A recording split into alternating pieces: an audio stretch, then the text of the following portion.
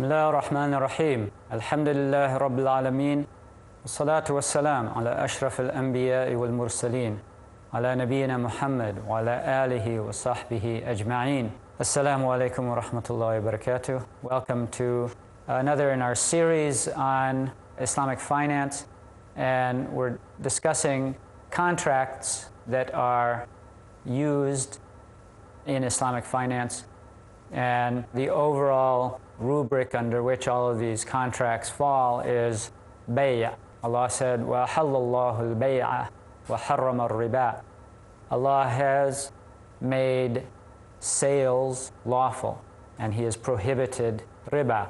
And so one of the kinds of sales is a sale of corpus, meaning things, and another major kind of sale is a sale of usufruct, and that is called in Arabic ijara. In English we call it a lease. Now, leases can involve the leasing of labor, human labor services, so that's called a labor lease. And a labor lease can be of two types. If somebody gets a job with a company, then they're called ajir khas. That means that during those working hours, their services are exclusively the right of their employer. There's another kind of labor lease where the person offering his services is offering them to the public in general. So that's called ajir am or ajir mushtarak, a general offering of labor or combined offering of labor, where that person is accepting people's requests for his services, and he's accepting requests from the general public. So for instance, a tailor, if somebody brings cloth to a tailor and says, make me a garment, so he can accept numerous requests from numerous people. He's not confined to one person. So that's a labor lease. The other kind of lease is the leasing of things, and so renting a house, leasing a ship or an airplane, renting an automobile. These are all examples of renting things. And so the person who is making a payment in that kind of ijara, he is purchasing the usufruct. He becomes the owner of the usufruct. And this is an interesting, I was so surprised when I heard this from one of my teachers. The default ruling in the Sharia is that the person who purchases usufruct becomes its owner, and he has the right to sell it to a third party if he chooses. And the owner of the actual source of the usufruct would have to make a special stipulation in the contract in order to prevent that. So the default ruling is that the owner of usufruct has a right to sublet it. Now, the particular topic that we're going to look at today is what's called a forward lease. And this is different from a normal operating lease in the sense that in a normal lease, a person, let's say they want to rent a car. So they come to the rental agency and they say, I want a four-door Toyota. And they bring a four-door Toyota around, and he looks at it and he says, okay, this one's good. And then they sign the contract. So the contract is being signed for a particular vehicle. The person has seen it, that's the vehicle he's renting.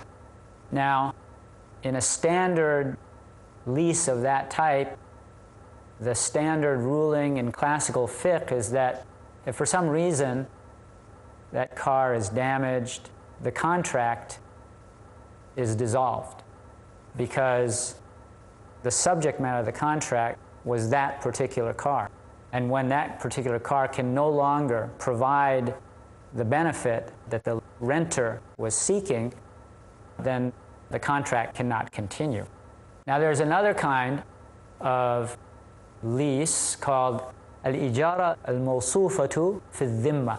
And what that means is that when the person is seeking, let's say, again, we'll talk about a car, he comes in, he says, I want a car that is four-door Toyota.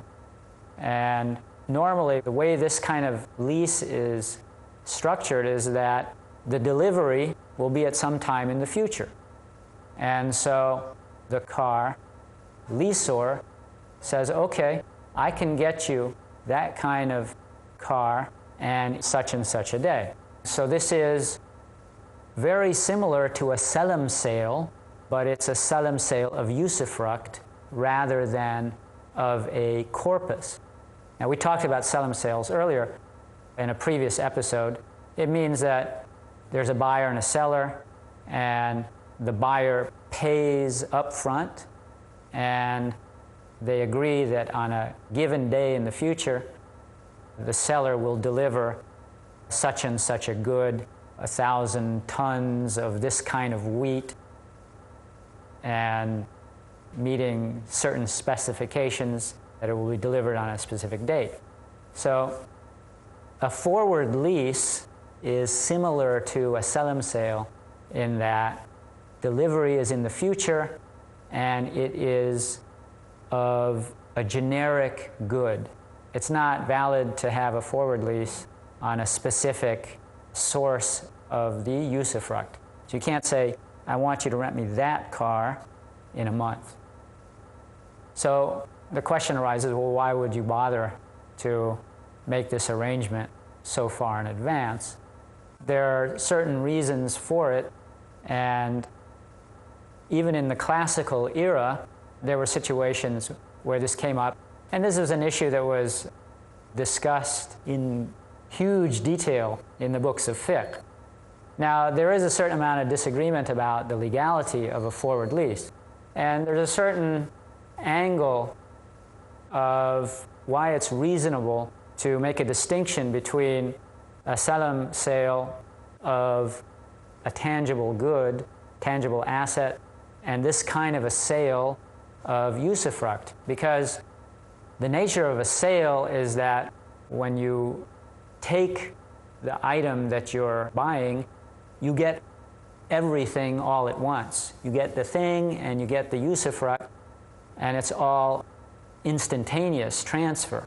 But when you're renting something, your use of the usufruct is gradual. It comes over time. And so that's intrinsic difference between purchasing usufruct and purchasing a thing itself. And so for payment to be delayed, there's a ground to stand on for allowing that. Now, that is particularly relevant to Islamic finance because it's all based on the idea that somebody needs a service now, but they don't necessarily have the money to pay for it now. So, for instance, medical service or plane tickets or something like that. I'm going to take a break and we'll be back in a minute, inshallah.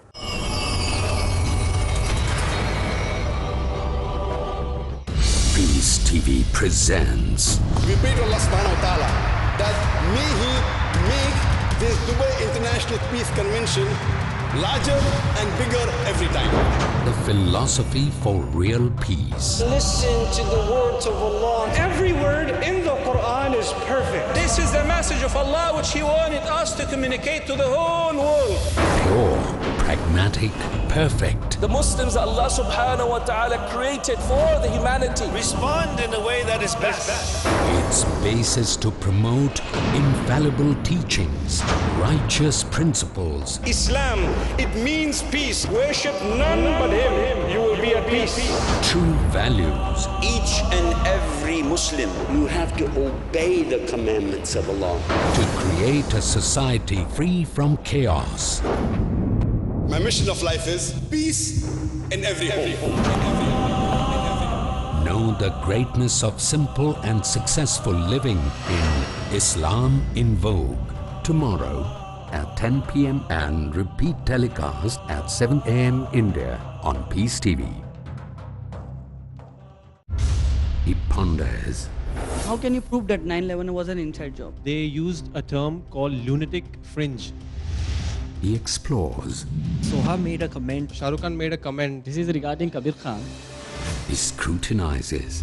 I am a Muslim. First, a Muslim female said Majority of the Muslims but I reject all the rituals of Islam that I wear a hijab. are represented by the so-called moderate Muslims who are not practicing. But Islam is in my culture. But there is so much of media deceiving.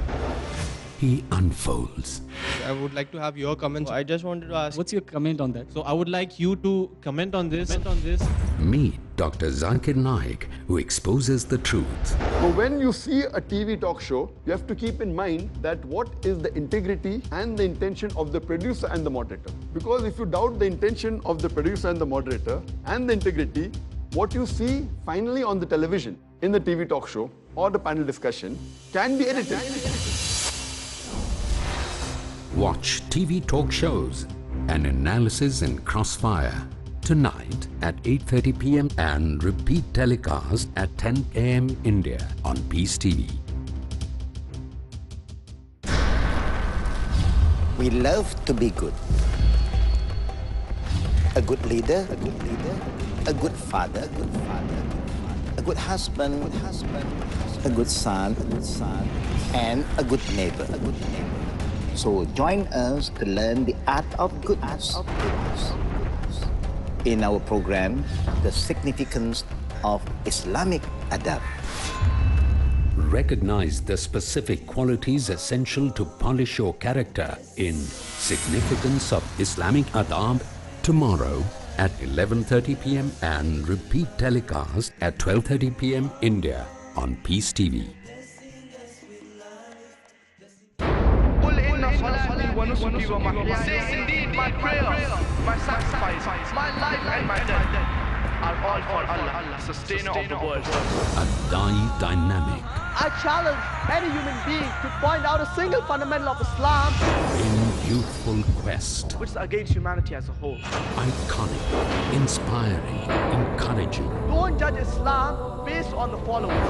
Farik Naik. Judge Islam based on the authentic sources, that is the glorious Quran and the authentic Hadith. Son of the world-famous orator on Islam and comparative religion, Dr. Zakir Naik.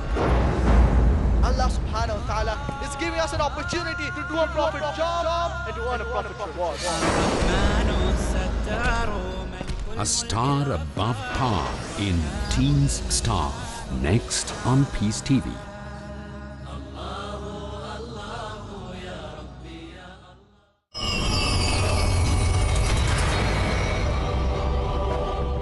Assalamu alaikum wa rahmatullah. Welcome back. So we're discussing forward leases and why they're being used in the Islamic finance industry today. Now, we were starting to talk about some of the uses of forward leases. Somebody comes to a bank, for instance, a person needs a certain kind of medical treatment and they can't afford it all at once. So what the bank agrees to do is arrange for the provision of this service to the customer. And they agree upon an institution that will provide the service.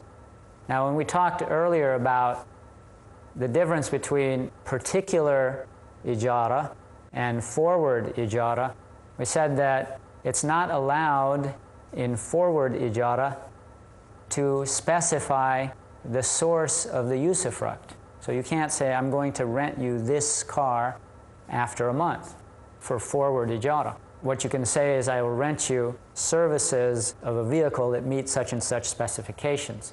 This issue came up as banks were starting to think about how they could provide these kinds of services. If you specify the service provider, the institution that provides the service, does that now turn this into particularized ijara? And the dominant ruling that has been delivered by Sharia boards on this issue is that what's prohibited there would make it no longer forward ijara is if one were to specify, okay, that particular doctor is going to provide you this service.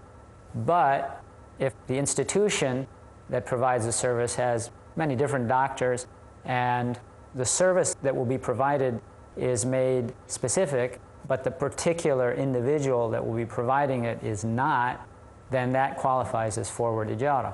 So what happens in forward ijara is that there are two separate contracts. The bank signs a contract with the customer to provide a certain service.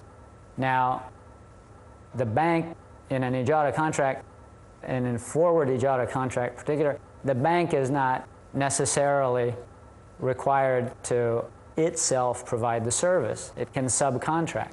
And so once this contract is signed, the nature of an ijara contract is that it's binding. So then once the bank has that contract in place, then it can go to the hospital and work out a second ijara contract where the bank purchases this medical service, and all of the costs, the subsidiary attendant costs that accompany that service, such as the medicines involved, they can also come into this contract. This refers back, or this principle is based upon a principle that we discussed in our series on Islamic legal maxims, at-tabi'u tabi'un, that the auxiliary to something in fact is auxiliary to it also in ruling.